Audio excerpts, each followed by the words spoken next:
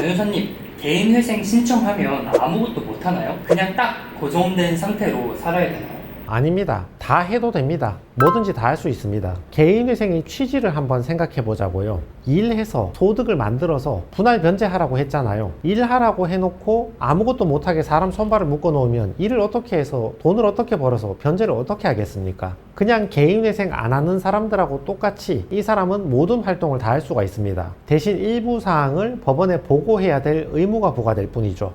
그러면 직장 바꾸고 이직해도 되나요? 자, 이게 질문의 의미가 내가 A라는 직장을 다니고 있는데 개인회생을 하는 가운데 B라는 직장으로 이직을 해도 되느냐, 그런 질문이잖아요. 예를 들면 내가 직장을 다니고 있는데 다른 데로 더 좋은 데로 이직을 했다거나, 또는 다니고 있는데 우리 회사가 폐업을 하는 바람에 다른 데로 이직을 하든지, 또는 다니고 있는데 권고사직을 당해서 그만두고 다른 데 이직을 하든지, 자이든 타이든 이직하는 것은 가능합니다. 대신 개시 결정 전이니까, 지금 재판 중이니까 내가 이직했다는 사실을 어떤 조건으로 이직하게 되었는지 법원에 보고를 해야 되는 거죠. 예를 들어서 개인회생을 신청할 때는 200만 원 직장에 다니고 있었다고요. 근데 재판 진행하는 도중에 300만 원 직장으로 이직을 한 겁니다. 그러면 나의 변제 계획안은 나의 소득으로부터 영향을 많이 받잖아요. 근데 법원은 이 사람이 아직도 200 버는 줄 알아. 그러니까 변제금을 낮게 결정을 하려고 하고 있겠죠. 근데 소득이 늘었잖아요. 그러면 내가 이직을 해서 다른 직장 가서 취업했다. 소득이 이만큼 늘었으니까 이 소득을 기반으로 개인회생을 조건을 결정해달라고 개시결정 나오기 전에 빨리 보고를 해야 되는 거죠. 새로운 직장에 관련 서류들을 준비해서 법원에 제출을 해줘야 되는 겁니다. 개시결정이 난 이후에는 채무자들이 굳이 보고하지도 않고 법원 입장에서도 이걸 직권으로 조사하면서 이 사람이 어디 직장에 다니고 있나, 이런 일도 거의 없습니다. 물론 예외적으로 채권자가 법원에 어떤 정보를 제공하거나 이 일을 제기한다면 그에 따라서 한번 살펴볼 수는 있겠지만, 그런 일은 워낙 드문 일이니까. 단, 우리 지난번 영상에서 보셨듯이 개시결정을 받은 이후라도 조건부 인가를 받았다면 이 사람은 자기의 소득과 재산 변동 상황을 법원에 보고해야 되는 거죠. 그러니까 이런 경우에는 재판이 끝났다 하더라도 법원에서 정해준 기간마다, 정기적인 기간마다 자기의 소득 변동 상황을 수시로 보고하고, 소득이 늘어나면 변제를 더 해야 되는 거죠. 그럼 이사 가거나 거주지를 바꿔도 되나요? 개인회생 중에 내가 살던 집을 빼서 저 집으로 이사 가도 되냐, 뭐 이런 취지의 질문이신 거죠. 가능합니다. 개인회생 중에 이런 일이 많거든요.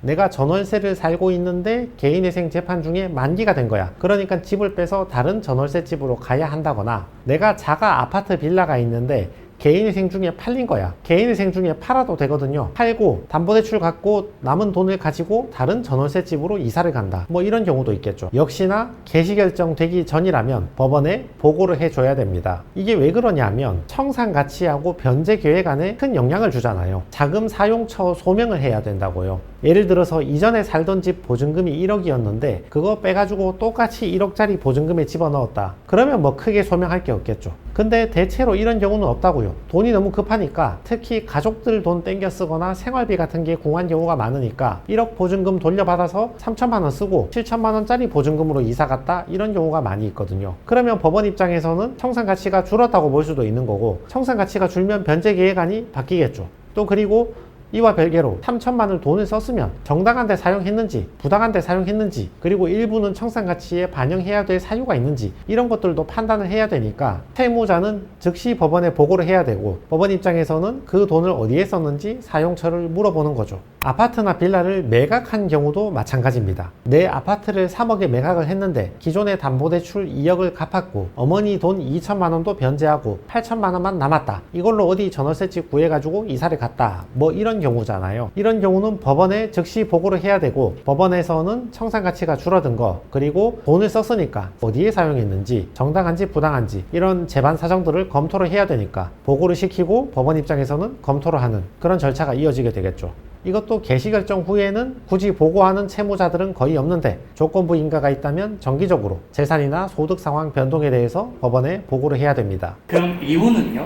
회생 전에 미리 해야 하나요? 아니면 회생 진행 중에 해도 되나요? 회생 전에 해도 되고 회생 진행 중에 해도 되고 뭐 이혼 자체는 별 관계가 없습니다. 이혼 자체는 사람의 신분상 문제이기 때문에 개인 회생에 별 문제가 없는데 개인 회생에 영향을 주는 거는 이혼으로 인한 재산 분할, 이게 영향을 주는 거죠. 재산이 변하잖아요. 이혼 시 재산 분할을 해서 내 재산을 떼줬든지 아니면 배우자로부터 재산을 받았든지 이렇게 되면 신청할 때 재산 상황하고 재판 중에 이혼 재산 분할 결론에 따른 재산 상황이 달라져 버리잖아요. 예를 들면 신청할 때는 재산이 1억이 있었는데 개인회생 재판 중에 이혼하고 재산 분할을 해서 재산 분할로 5천만 원 줬다. 이러면 나의 재산 가치가 줄어들게 되니까 변제 계획 안에도 영향을 주게 되겠죠. 청산 가치가 변했으니까. 그러면 개시결정 전이니까 이 채무자는 법원에 보고해야 될 의무가 있고 법원 입장에서는 재산이 변동이 되었으니까 그게 적정한 재산 분할인지 검토해 봐야겠죠. 아니 어떻게 재산 분할을 100%를 다 줄 수 있냐, 또는 아니 결혼한 지 얼마 되지도 않았는데 무슨 재산 분할을 50%를 주느냐, 이런 식으로 재산 분할이 적정했는지 검토도 해야 되고 받은 돈 어디 썼는지 검토도 해야 되고 돈을 줬다면 준 게 정당한지 검토도 해야 되고, 단 개시결정 받은 후라면 일부러 보고하는 채무자까지는 없는데 조건부 인가가 붙어 있다면 역시나 재산이나 소득 변동 사항에 대해서 보고할 의무가 있는 경우가 있겠죠. 그리고 이혼으로 인한 양육비 지급, 이것도 법원에 보고를 해야 됩니다. 같이 살 때는 남편이 300 벌고 배우자가 200 벌었다. 그러면 둘의 소득을 비교하고 미성년 자녀가 2명이 있으니까 부양비를 누가 더 부담하는 게 맞나, 균분할까, 이런 거에 대해서 결정을 해서 변제 계획안이 만들어지잖아요. 근데 개인회생 재판 진행 중에 이혼을 한 거야. 한 명이 양육권을 가져간 거지. 월 100만 원 양육비를 지급하기로 결정을 했다.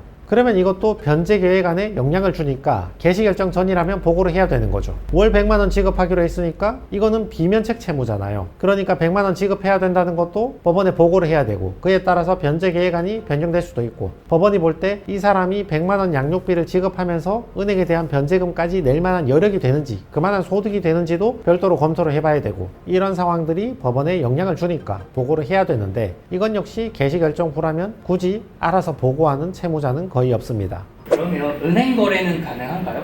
은행 거래는 전부 다 가능합니다. 다시 한번 개인회생의 취지를 한번 살펴보자고요. 일해서 소득을 만들어서 분할 변제를 해달라는 게 개인회생의 취지잖아요. 근데 개인회생 하라고 해놓고 은행 거래 못하게 묶어버리면, 다 막아버리면 누가 무슨 수로 월급 받고 장사해가지고 돈을 벌어가지고 변제금을 내겠어요. 오히려 개인회생은 정반대의 취지죠. 은행 거래를 할 수 있도록 법원이 보호를 해주고 있죠. 개인회생을 신청하면 법원이 금지 명령을 바로 내리니까 채권자들이 압류 가압류하는 것을 막아버리죠. 채권자들의 압류 가압류를 막고 채무자들이 기존에 하던 대로 은행 거래, 계좌 거래 계속 할 수 있도록 보호를 해주는 거죠. 대신 신용카드나 신용대출 두 가지가 어려워질 수 있는 거죠.